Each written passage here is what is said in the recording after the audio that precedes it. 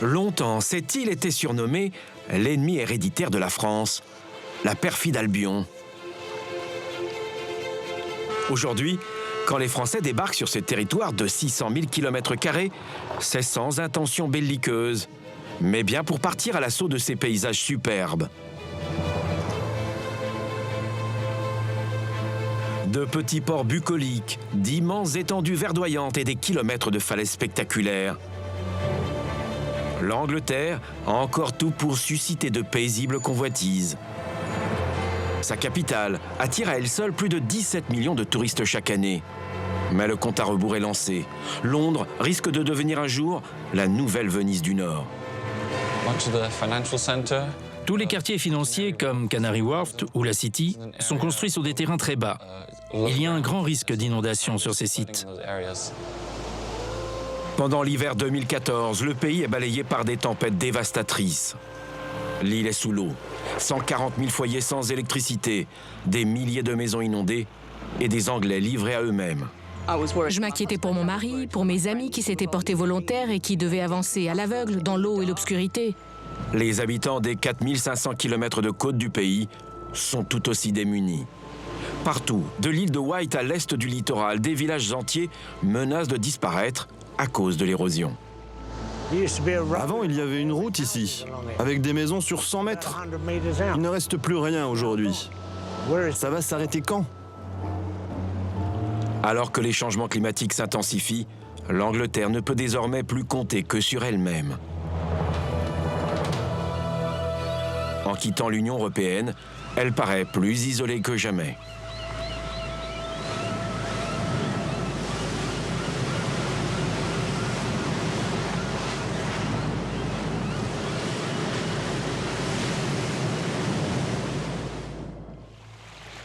Notre première étape nous amène à Whitby, dans le Yorkshire, à 400 km au nord-est de Londres.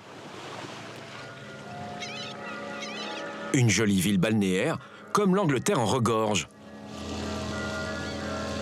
Ses 15 000 habitants vivent du tourisme et de la pêche artisanale. Perché sur les hauteurs de la ville, un lieu incontournable, la fumerie. Barry Brown y vend ses harengs fumés préparés selon la recette familiale, transmise de père en fils depuis 5 générations. Mais l'attraction la plus populaire fait froid dans le dos. L'ombre d'un personnage inquiétant plane sur toute la ville, celle du comte Dracula. Dans le livre de Bram Stoker, le vampire s'introduit en Angleterre en empruntant ce chenal. Et pour le grand frisson, ça se passe ici, au pied des ruines de ce monastère bénédictin. Ce cimetière est, selon la légende, le repère préféré du vampire pour semer la terreur sur Whitby.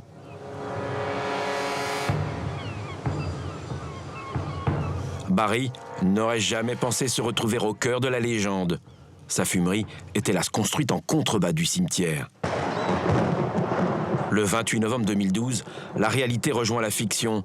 Le commerçant vit en direct une scène digne d'un film d'horreur.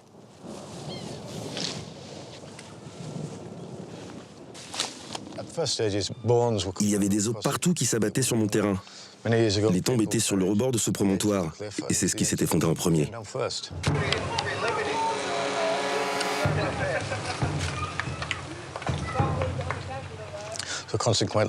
J'ai dû tout ramasser. Il y avait aussi de l'eau, de la boue. C'était terrible. Il a fallu récupérer tous les ossements et les enterrer à nouveau dans le cimetière. Ça a dû être un peu traumatisant, non? Ça n'était pas vraiment une expérience agréable, effectivement.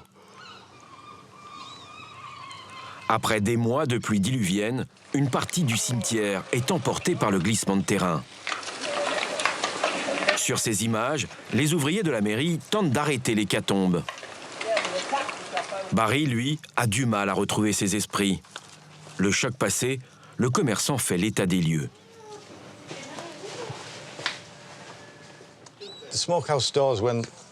La porte était bloquée car tout le bâtiment s'est déplacé. Aujourd'hui, on peut à nouveau l'ouvrir. C'était très impressionnant. J'étais très inquiet quand le glissement de terrain a commencé. Le mur a commencé à se lézarder. Il a craqué de ce côté-ci, de ce côté-là, et aussi là, par derrière. Tout s'est fissuré en quelques secondes. On a cru que tout allait s'écrouler sur nous. Barry le sait, un nouveau glissement serait fatal pour la fumerie. Ça va forcément se reproduire. Au prochain déluge, c'est sûr, ça recommencera. Mais la prochaine fois, je ne suis pas sûr que le bâtiment tiendra le coup. Ça m'étonnerait beaucoup. Hein. Ça serait une vraie perte. Oui, on ne peut plus reconstruire des fumeries comme celle-là. C'est un bâtiment qui a plus de 100 ans. Dans le quartier, la fumerie n'est pas la seule en danger. Le cimetière tout entier pourrait disparaître à plus ou moins long terme. C'est pourtant l'une des attractions phares de Whitby. La ville reçoit plus d'1 million de visites chaque année pour un pèlerinage sur les traces de Dracula. Les références au conte sont partout. Un musée dédié à sa légende. Des vêtements d'époque, aux détails raffinés. Des gargouilles inquiétantes et même pour ceux qui rêveraient de mordre une carotide, des bouteilles de vin aux couleurs sanguinolentes. Tout un business dont l'économie locale dépend directement. Whitby ne peut pas se permettre dans ces conditions de perdre ce cimetière qui fait sa renommée et sa richesse. Pourtant, le site est bien en danger. Les experts comme Nick Rosser sont sur le terrain depuis des années.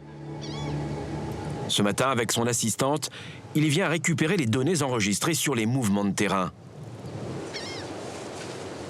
Depuis 2002, les géologues se relaient ici. Whitby est un terrain d'étude pour comprendre comment et à quelle vitesse la Terre glisse. Au début de ses recherches, Nick a installé une station de mesure où il enregistre en parallèle la météo et les mouvements du terrain. Son objectif, mieux comprendre la corrélation entre les deux phénomènes.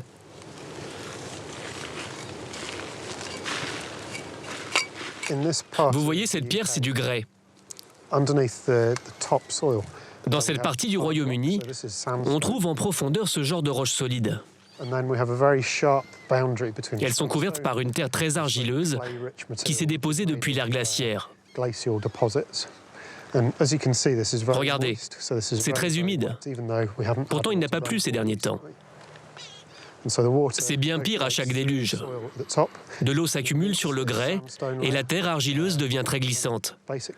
Ça rend le terrain très instable à l'endroit où la terre touche la pierre. Avec le climat qui se dérègle, les risques s'amplifient.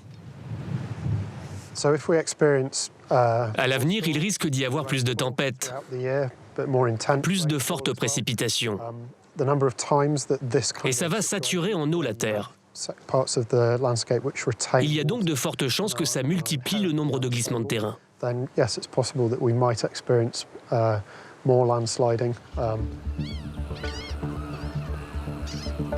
Un quartier entier de Whitby a été construit à flanc de colline sur une zone instable. Pour avoir une vue d'ensemble, il faut se rendre au phare qui fait face à la ville.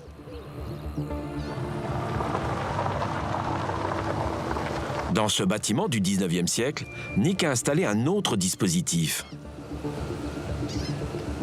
La falaise en ligne de mire. Pas avec des jumelles, mais avec du matériel plus sophistiqué pour cartographier et modéliser le recul de la colline. Ici, on utilise un scanner laser 3D pour enregistrer les glissements de terrain et les pierres qui se détachent de la falaise. On cherche à comprendre ce qui crée ces événements et comment ils vont évoluer plus tard. Je peux vous montrer une modélisation qui représente l'évolution de cette façade rocheuse en un an. Ce que vous voyez là a été réalisé à partir de mesures faites quotidiennement. Les premiers éléments confirment ces inquiétudes. On constate qu'après de fortes pluies, quand la terre est saturée d'eau, l'importance et la fréquence des glissements de terrain augmentent. Dans ce quartier, une partie des maisons n'a pas résisté à l'effondrement de 2012.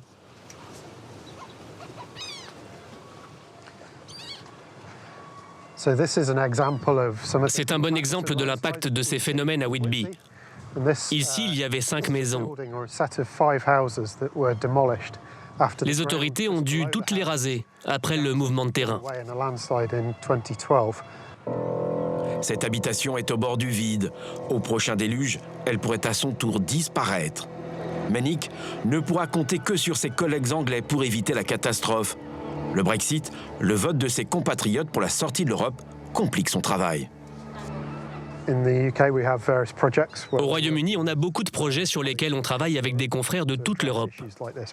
Ce qui se passe ici arrive aussi en France, en Italie, en Allemagne. Et on a besoin de comprendre ces phénomènes à grande échelle.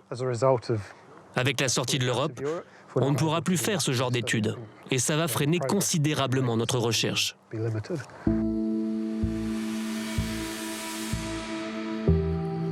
Le soleil se couche sur les terres de Dracula. Un ciel inquiétant sur les ruines du monastère. Une image qui préfigure peut-être le futur profil de la ville si elle n'est pas mieux protégée.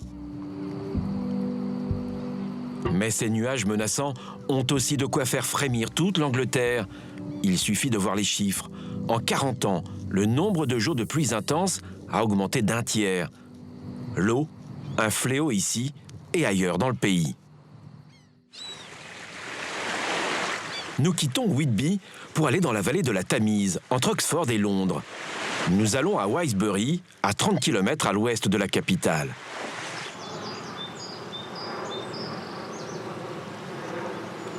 C'est l'une des régions les plus champêtres d'Angleterre.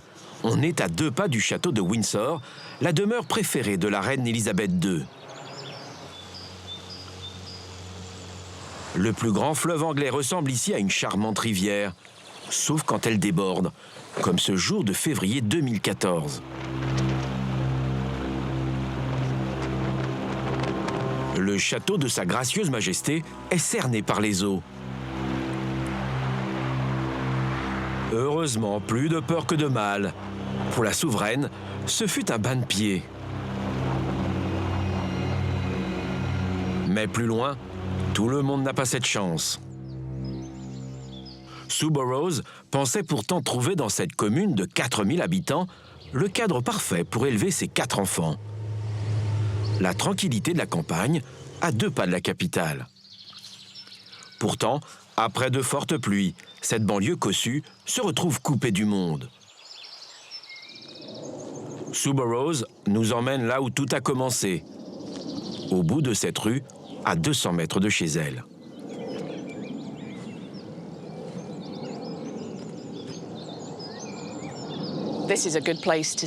Voilà, ici, c'est parfait pour se faire une idée de la proximité de la rivière. Elle est juste là, au niveau des arbres. Après le déluge, elle est devenue énorme. Elle était de plus en plus haute et a commencé à dévaler à toute vitesse à travers champs. C'était vraiment impressionnant. La tempête Ula déverse sur la région autant de pluie en 24 heures qu'en un mois normal de précipitations. Le niveau de la Tamise monte de 2 mètres, 140 maisons inondées et 1000 sinistrés. La ville est complètement isolée pendant 5 jours.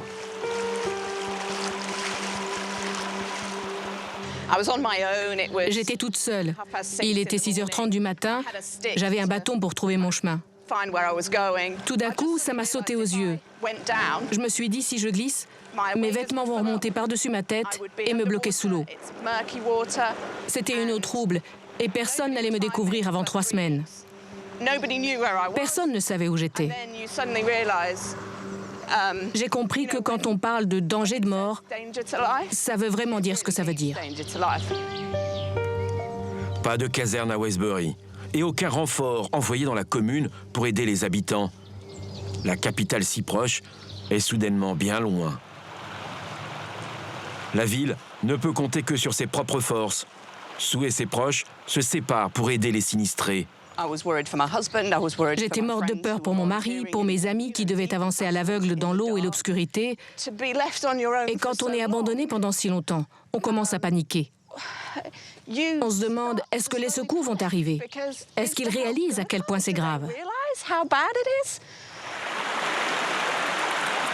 5 longues journées sans aucun secours avant que le ministre de la Défense de l'époque, Philip Hammond, n'arrive enfin dans la ville devant les caméras.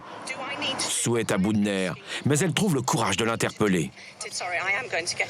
Excusez-moi, je suis bouleversée. En ce moment, des centaines d'habitants de la ville se démènent dans l'eau. Aucun d'entre eux n'y a été préparé. Qu'est-ce qu'on doit faire pour que vous compreniez qu'on a besoin de l'armée ici? De quoi pensez-vous manquer? On a besoin de renforts. Bon, ça fait longtemps que je n'avais pas revu cette vidéo. Et je vais devoir arrêter. Ça me bouleverse trop.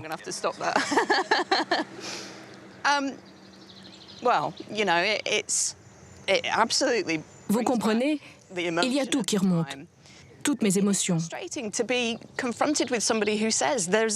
C'est frustrant d'être face à quelqu'un qui vous dit qu'on ne manque de rien, que l'armée ne peut rien faire. Non mais sérieusement. J'étais vraiment bouleversée. Si la ville est restée si longtemps sans secours, c'est que les pompiers de la région ne sont plus assez nombreux. La faute à la crise économique. On n'a pas de vraie stratégie pour gérer les inondations. On ne nous a donné aucun budget spécifique. L'État a fait des coupes budgétaires récemment et a réduit nos effectifs. Il y a une centaine de casernes dans la région de Londres. Seuls 5 d'entre elles ont des pompiers entraînés pour intervenir dans l'eau. Ewan Larcombe n'accepte pas que sa ville soit délaissée. Plus que jamais, ce militant veut se faire entendre de la capitale. Alors, partout, il recueille les doléances. Cette femme a vu le prix de son assurance flamber après la catastrophe. Elle espère qu'Ewan pourra l'aider. Cet ingénieur à la retraite a créé son propre parti politique en 2011. Un petit mouvement entièrement dédié à la prévention des inondations. Ça me donne une visibilité et un objectif. Et puis j'avais le droit de le faire. Nous sommes dans une démocratie. Enfin, en tout cas, c'est ce que les autorités disent. Après, est-ce que c'est vrai? On peut en débattre. Pour l'instant, Ewan joue le jeu démocratique. Il a été élu au conseil municipal. Mais il veut que ses concitoyens se mobilisent. L'une de ses armes, des photos des inondations en répétition. La preuve, selon lui, de l'immobilisme des autorités. Non, c'était en 1947. Oui, je sais. À mon avis, l'eau en 1947 était 1 mètre plus haut qu'en 2014. 1947, 2000, 2003, Graham a connu les pires catastrophes. Mais celle de 2014 reste un traumatisme. Ici, au niveau de ma voiture, le courant était tellement fort qu'on pouvait à peine tenir debout. Il pouvait vous emporter en 1 seconde. Ça montait jusqu'ici, c'était incroyable. On se demandait d'où venait toute cette eau. Absolument rien n'a été fait ici. Il y a un arbre dans la rivière derrière ma maison. J'ai demandé plusieurs fois aux autorités de l'enlever et ils n'ont même pas pris la peine de venir. Personne ne s'intéresse à nous. Et à mon avis, ce n'est pas par hasard. On débloque un maximum de moyens pour protéger Londres, et c'est normal, mais nous aussi, on a le droit à un peu de protection et d'attention. Yeah, take care now. Yeah. Look after yourself. Ewan n'a pas choisi de se déplacer dans ce quartier par hasard. 2 ans après la catastrophe, les plaies sont encore à vif. La majorité de ces habitations ont été inondées. Une grande partie a été démolie, puis reconstruite. Les nouvelles maisons sont beaucoup plus hautes que les précédentes.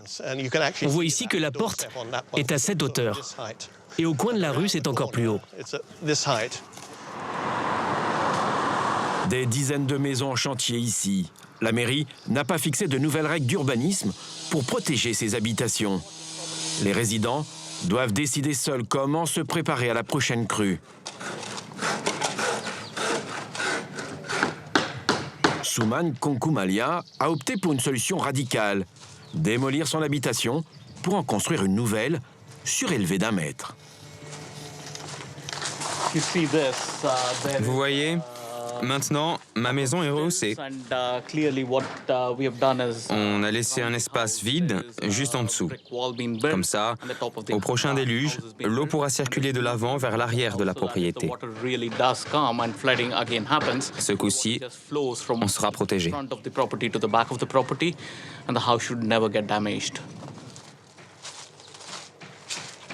400 000 € pour un logement plus sûr. Un tiers seulement a été remboursé par l'assurance, mais pas un euro de l'État. Contrairement à la France, la Grande-Bretagne n'a pas de fonds d'indemnisation pour les dommages liés aux inondations. Un surcoût pour éviter de revivre le drame. Toute la pièce a été inondée. L'eau a commencé à venir du jardin. Ça nous a inquiétés, mais on a essayé de rester ici. Et puis, l'eau a atteint 1 mètre de hauteur et on a paniqué. On s'est précipité au premier étage pour mettre en sécurité toutes nos affaires. J'ai eu le cœur brisé. Ce chef d'entreprise voulait installer sa petite famille loin de la frénésie de Londres. Un peu de tranquillité à 2 pas du fleuve. On n'aurait jamais imaginé être inondé. Les gens parlent tout le temps des zones inondables, mais elles ne sont jamais touchées. On n'a pas eu de chance. On avait déménagé il y a moins d'1 an quand c'est arrivé. La première fois, l'eau est montée sans atteindre la maison, mais 1 mois plus tard, ça a tout dévasté. 2 inondations en 1 mois. Certains crieraient à la malédiction. Pas à notre militant. Pour lui, le coupable est tout trouvé. C'est l'État, ou plutôt son organisme de gestion des inondations, l'agence environnementale. Le problème ici, c'est que la rivière n'est plus entretenue depuis plus de 20 ans. Avant, elle était draguée régulièrement. Ça permettait qu'elle soit propre et moins dangereuse, mais ce n'est plus le cas. L'agence environnementale travaille sur la gestion des risques d'inondation, pas sur la prévention. L'agence peut vous dire qu'il va pleuvoir et lancer une alerte si nécessaire, mais ça ne suffit pas. Après 2 ans d'attente, l'État finit par proposer un plan de bataille, un projet pour canaliser l'eau les jours de forte pluie. Mais pour ce conseiller cantonal, on est loin du compte. Le gouvernement nous a promis de construire un canal de déviation pour protéger toute la vallée de la Tamise. Ça mettrait en sécurité 70 000 personnes. Il partirait d'ici à Windsor jusqu'à l'écluse de Teddington. Mais le projet coûte 800 millions d'euros. Le gouvernement en finance une partie, mais les conseils locaux doivent prendre en charge 240 millions d'euros. C'est impossible pour nous de trouver autant d'argent. Notre budget total est de 12 millions d'euros. Où va-t-on en trouver 240 ? Depuis la crise de 2008, l'État réduit ses budgets. Ce sont les élus locaux qui doivent trouver une partie des fonds pour protéger leur ville et leurs habitants. Un défi partout dans le pays. 1 habitation sur 6 est menacée par les inondations. En tout, 6 millions de propriétés seraient très vulnérables. Et pour elles, le pire est peut-être à venir. C'est en tout cas ce que l'on prévoit au Collège impérial de Londres. Les pires tempêtes que l'on affrontait tous les 20 ans seront 40% plus fortes d'ici à 2100. Les inondations seront plus fréquentes, particulièrement dans les grandes villes qui sont déjà sous pression avec l'augmentation du volume de précipitations. Une ville est particulièrement sur la sellette, la plus grande, la plus belle, la plus fragile aussi, Londres. Le palais de Westminster, Big Ben, Tower Bridge. Les plus célèbres monuments de la capitale se reflètent dans les eaux de la Tamise. De quoi faire de Londres la ville la plus visitée au monde. Mais le fleuve est aussi son talon d'Achille. 500 000 habitations ont été construites en zone inondable avant 2012 et le renforcement des règles d'urbanisme en Grande-Bretagne. En tout, plus d'1 million de personnes sont menacées. En 2014, Londres a pourtant été épargnée pendant que sa banlieue se noyait. Mais elle ne doit sa survie qu'à un ouvrage impressionnant. La barrière de la Tamise. Ces 6 portes de 20 mètres de haut sont un peu les gardiennes de Londres. À chaque déluge, elles se dressent de toute leur masse pour empêcher les eaux de déborder.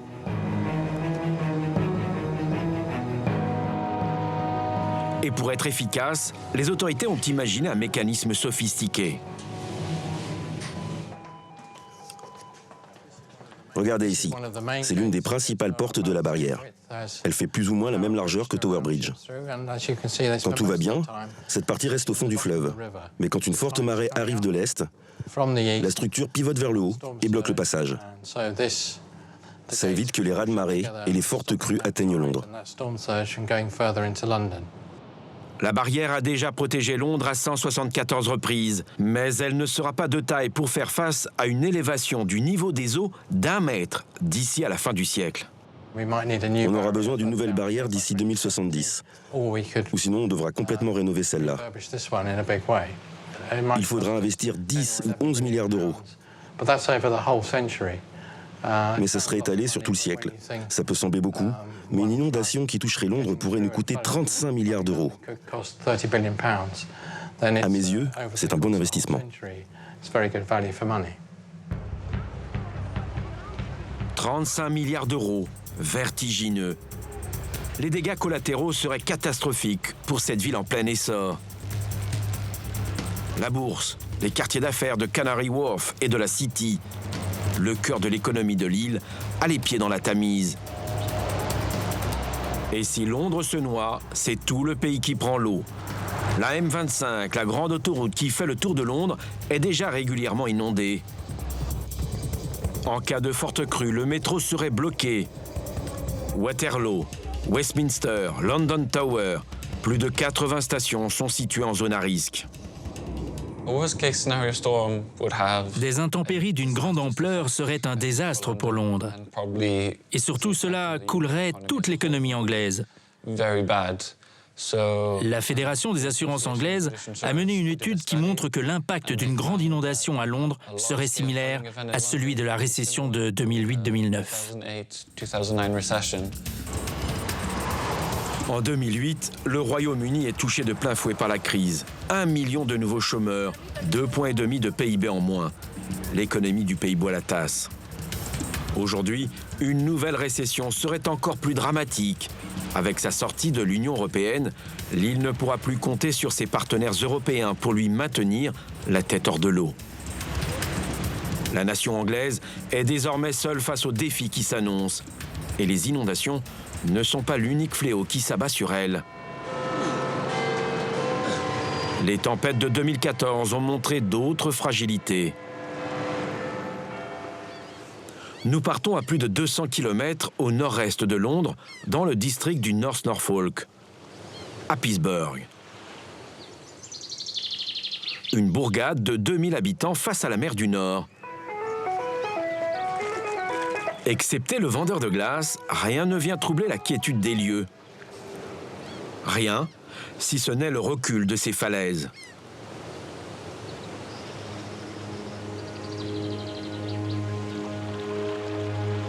Pendant l'hiver 2013-2014, la mer se déchaîne sur la côte est. Du Norfolk au Yorkshire, des dizaines de mètres de falaises s'effondrent un peu partout. Sur des kilomètres, des maisons se fracassent sur la plage. D'autres doivent être rasées en catastrophe. À Happisburgh, la côte a déjà reculé de plus de 100 mètres en 15 ans. Depuis son arrivée dans le village, Malcolm Kirby assiste à ces scènes de désolation. Un crève-cœur. Cet entrepreneur à la retraite remue ciel et terre pour sensibiliser l'Angleterre et le monde sur le sort de sa toute petite commune. Avant, il y avait une route ici, avec des maisons sur 100 mètres. Il ne reste plus rien aujourd'hui. Ça va s'arrêter quand? Il y a 12 ou 13 ans, cet endroit ressemblait à ça. Avant 2003, la route passait au milieu de cette baie. Mais la route a disparu, ainsi que les propriétés autour. Depuis, on a perdu tout ça, et ça continue à reculer.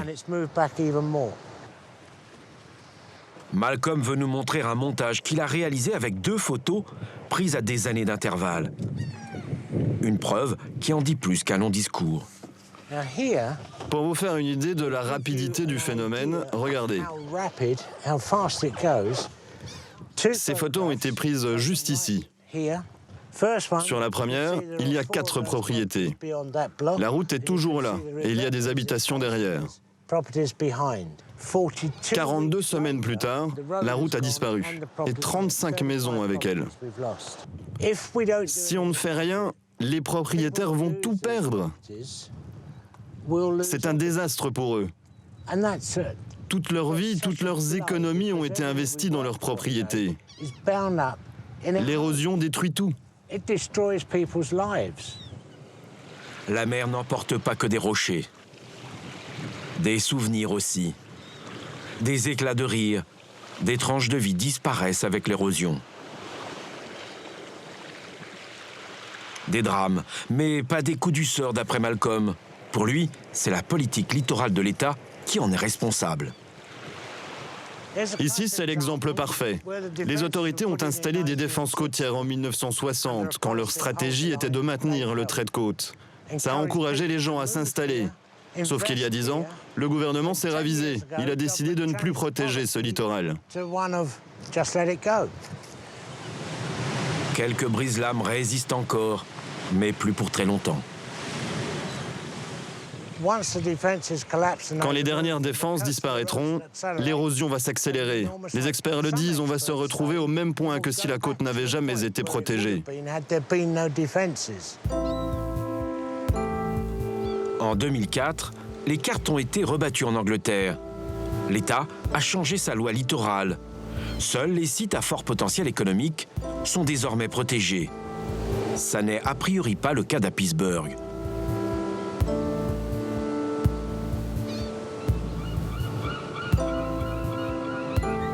Peter Martin est aux premières loges face à l'agonie de sa ville.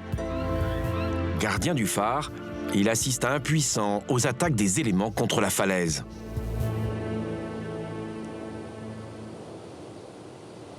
On a eu un raz-de-marée ici en 2013 et tous les éléments se sont déchaînés contre la côte. C'était vraiment fort et le bruit était terrifiant. C'était très impressionnant. On a perdu 11 mètres de côte en une seule nuit. On n'avait jamais vu ça ces 30 dernières années. Le sexagénaire vient ici tous les jours regarder la côte qui s'effrite. Le regard inquiet, tourné vers sa maison, à quelques dizaines de mètres à peine du précipice. Peter et sa femme Mélanie pensaient avoir déniché ici un petit nid douillet. C'était sans compter sur la force de la nature. On a déjà affronté 2 énormes tempêtes. À chaque fois, la falaise recule. Et c'est de pire en pire chaque année. C'est sûr, on ne pourra pas léguer cette maison à nos enfants. Et pas la peine d'espérer la vendre, personne n'en voudra. Elle est bien trop proche du précipice. Il est 4 heures de l'après-midi, l'heure de la pause thé, une institution en Angleterre. Mais ici, au fil des années, le nombre de voisins avec qui partager ce moment de convivialité s'est considérablement réduit. Depuis notre arrivée, on a vu des tas de maisons être démolies parce que leur terrain était miné par l'érosion. La maison de Mélanie et de Peter pourrait être la prochaine dans quelques années.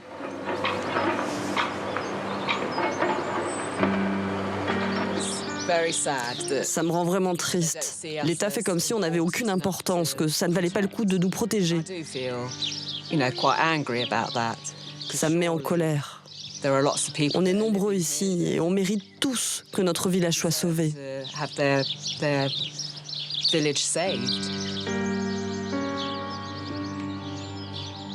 Difficile pour ce couple de rester serein. D'autant que la ville a vu sa principale source de revenus se réduire. Ce camping était le poumon économique d'Appisburgh. Mais pour Chris Lomax, le propriétaire, les affaires vont de plus en plus mal. Mon père a acheté ce terrain il y a 50 ans.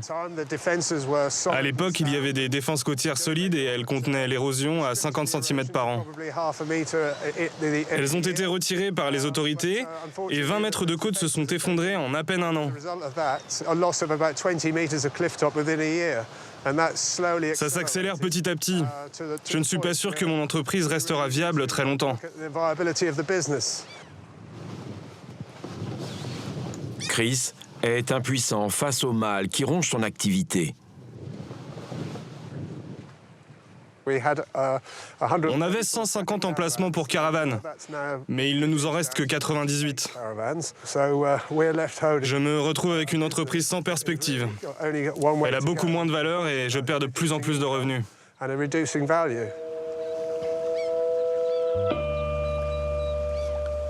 Des problèmes d'érosion comme ceux d'à Pittsburgh, Angie Tillett-Fichette doit en gérer partout dans la zone. Cet élu du conseil du North Norfolk ne sait plus où donner de la tête.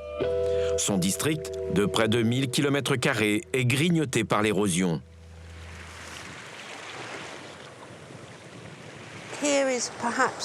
On a la côte qui s'érode sans doute la plus vite au Royaume-Uni. Ça complique tout. Ici, il y a des propriétés extrêmement vulnérables, juste au bord de la falaise. Je ne sais pas combien de temps il leur reste avant de s'effondrer. On peut dire à leurs occupants que c'est une mauvaise idée de vivre ici. Mais ils ont eu un permis de construire il y a très longtemps et ils ont le droit de rester. C'est comme ça. Les propriétaires de ces maisons refusent de quitter les lieux. Angie sait qu'elle va devoir batailler pour essayer de les convaincre de partir. Sinon, c'est la nature qui se rappellera eux encore plus violemment. Des infrastructures n'ont pas résisté aux assauts des précédentes tempêtes. C'est dangereux, rappelle inlassablement Angie, mais il manque à l'élu des moyens financiers pour persuader ses administrés de partir. Il n'y a absolument aucune indemnisation en Angleterre pour les dégâts causés par la mer, comme l'érosion côtière. C'est très dur de dire aux gens « Désolé, mais on n'a pas un euro à vous donner ». La loi du libéralisme en Angleterre. Contrairement à la France, pas d'État ici pour venir en aide aux victimes de catastrophes naturelles. Et pourtant, des villages dévorés par l'érosion, on en trouve partout sur les 4500 km de côtes anglaises. Presque la moitié d'entre elles est touchée.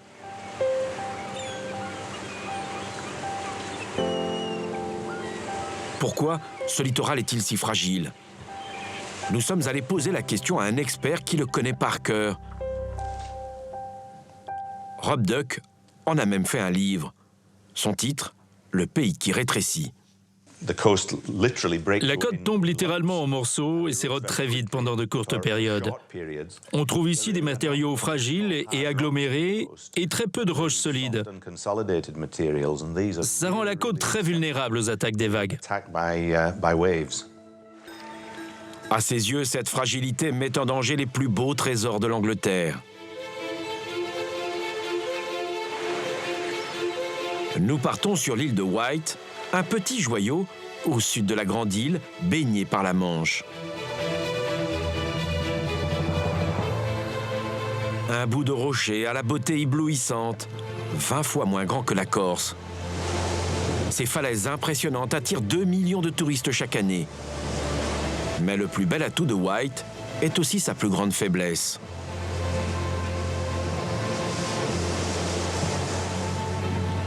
Nous nous rendons à Blackgangshire, au sud de l'île, dans le plus ancien parc d'attractions d'Angleterre. Ici, les visiteurs s'amusent en toute insouciance.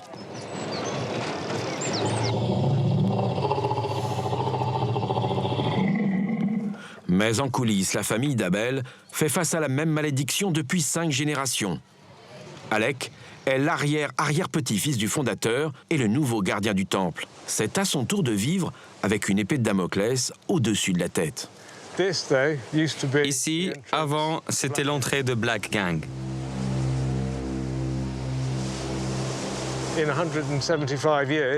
En l'espace de 175 ans, nous avons perdu des centaines de mètres de terrain. Quand j'étais petit, il y a quelques années, on descendait par ici. L'entrée était de ce côté et Black Gang se trouvait juste derrière. À la fin du 19e siècle, les visiteurs se promenaient au milieu de ces petits cottages anglais.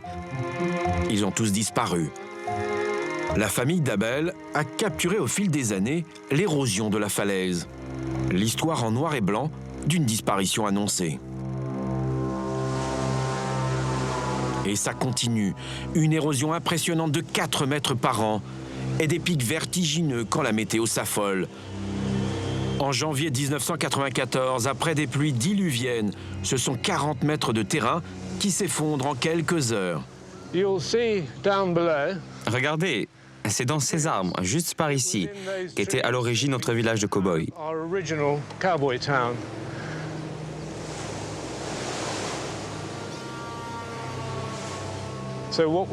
On a dû le déplacer pour le mettre en sécurité.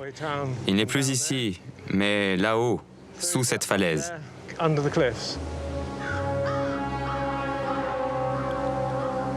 Alec prend les choses avec un humour et un flegme typiquement britannique. Mais en 1994, il a failli disparaître avec sa maison. Voilà, c'est là. Il y avait quoi ici?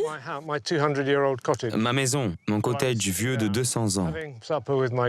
J'étais à table en train de dîner avec ma petite amie et il y avait une tempête dehors. Elle m'a demandé « C'est quoi ces craquements qu'on entend ?» Je lui ai dit de ne pas s'inquiéter, que ce n'était rien. Et puis la table s'est mise à monter et le mur de façade a commencé à s'effondrer. Le plancher se soulevait.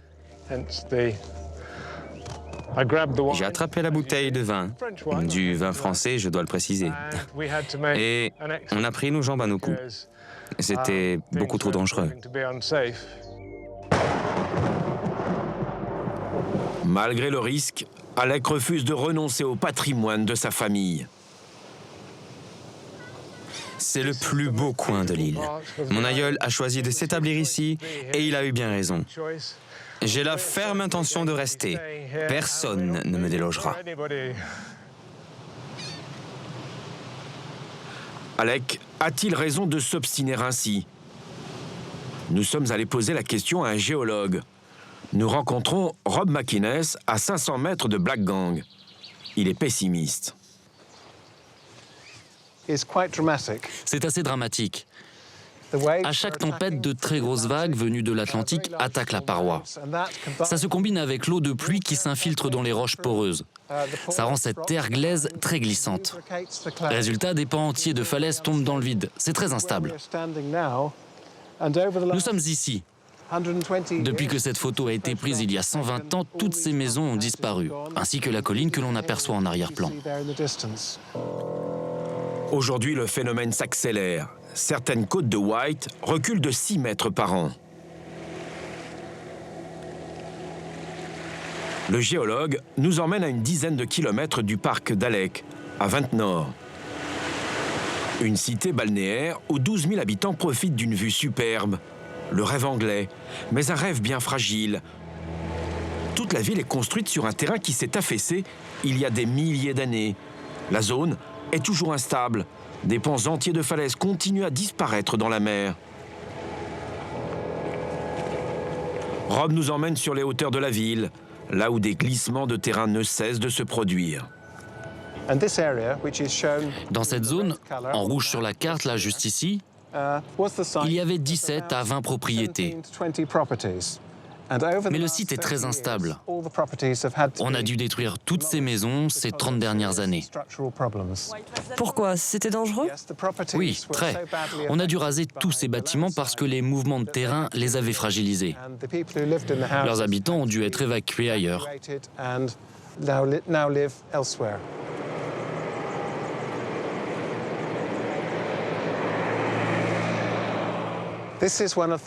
C'est une des maisons qui reste dans cette zone d'instabilité. Elle va bientôt être rasée.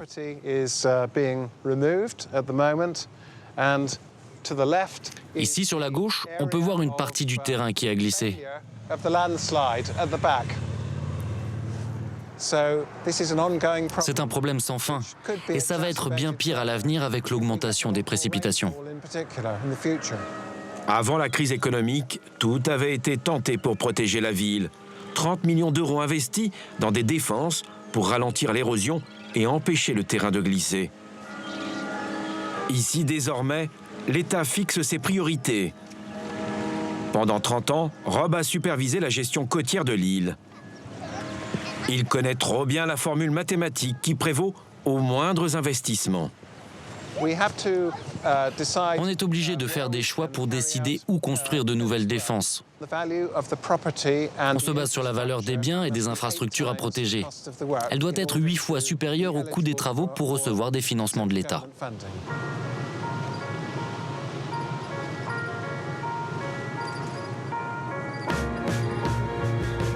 Une autre approche est possible. C'est celle de Paul Davies, qui veut faire ici une petite révolution. Ce ranger travaille pour le National Trust, une puissante fondation qui possède 10% des côtes anglaises. Son credo, laisser la nature reprendre ses droits. Paul est sur le terrain ce matin, juste à côté de Ventnor, avec une petite idée derrière la tête. Il veut changer le visage de ces terres protégées par des défenses côtières. Quand on érige une barrière maritime, la pression de la marée attaque la zone voisine la plus faible. Les défenses côtières exacerbent le problème et le déplacent le long de la côte au lieu d'y remédier. Comme le Conservatoire du littoral en France, le National Trust veut valoriser ce site naturel. L'idéal serait de complètement retirer les défenses côtières sur cette parcelle. Regardez ici, toute cette zone est inondée. Si l'on enlève les protections, le processus naturel pourra reprendre son cours. Pour prouver l'intérêt de cette démarche, cet amoureux de la nature veut nous emmener sur un site exceptionnel que sa fondation laisse à l'état sauvage. Ici, toutes les protections côtières ont déjà été enlevées. Un coup de fouet pour la biodiversité. Nous sommes ici sur la face sud-ouest de l'île de Wight, la plus exposée à l'érosion. Mais pour Paul, il ne sert à rien de vouloir lutter. Compton Bay est une zone d'intérêt scientifique. Elle est très importante pour sa géologie et pour la richesse de sa biodiversité. Mais l'érosion agit ici depuis toujours. Il n'y a rien à faire pour l'arrêter. La municipalité a essayé de stabiliser le terrain il y a quelques années. Ça n'a pas marché. Pire, ça a accentué l'érosion dans les alentours. Au fond, ça n'est qu'un phénomène naturel et il faut l'accepter. Rendre la côte à la nature. Difficile de ne pas en rêver sur cette île où chaque paysage est un tableau. Pour profiter de ces couchers de soleil flamboyants et de la poésie de cette nature vierge, la reine Victoria a choisi d'élire résidence dans ce petit paradis pour finir ses jours en janvier 1901.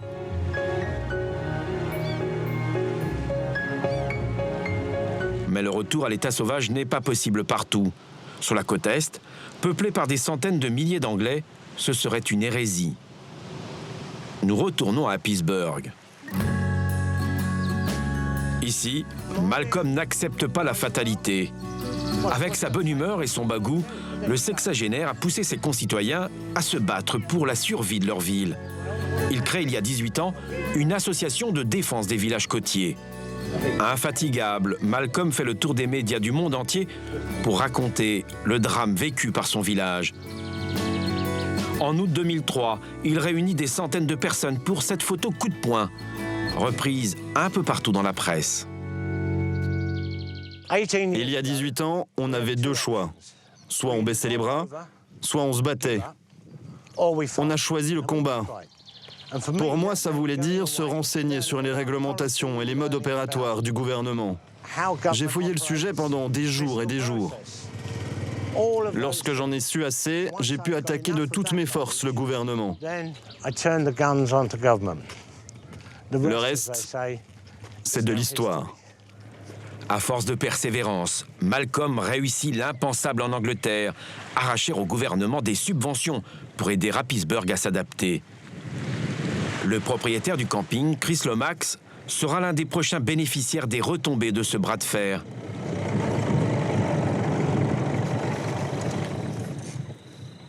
Il visite cet après-midi le nouvel emplacement que les autorités lui ont trouvé pour déplacer son business. Voilà mon nouveau terrain. Il y a 2 parcelles de ce côté et ce champ devant nous. Un terrain à 1 kilomètre de la mer. J'ai eu la chance de recevoir une aide d'une centaine de milliers d'euros. Bon, je vais quand même devoir investir de ma poche plus d'1 million d'euros pour développer le site. Certains diront que c'est injuste, d'autres que j'ai de la chance de pouvoir prendre un nouveau départ. J'aime autant voir le verre à moitié plein. Malcolm Kirby a fait encore mieux. Il a réussi à décrocher une indemnisation pour des maisons qui devaient être rasées. Une première en Angleterre. Le bras de fer que j'ai commencé il y a 18 ans a porté ses fruits. Ici, sur ce terrain, devant vous. On a obtenu un financement pour racheter 9 maisons et sortir leurs propriétaires de la précarité. 8 de ces bâtiments étaient là. Et un autre là-bas. C'est la première victoire de ce genre. C'est un énorme pas en avant. Pas seulement pour Pittsburgh, mais pour toutes les communes côtières. Ça a créé un précédent. Une victoire. Un espoir. La preuve que le combat contre l'État n'est pas vain. De la vallée de la Tamise à l'île de Wight, les Anglais veulent reprendre leur destin en main. Il y a urgence. Tous les experts que l'on a rencontrés le disent. L'eau va continuer à monter et les déluges à se multiplier. Et avec le Brexit, la grande île du Nord est désormais seule face à la tempête qui s'annonce.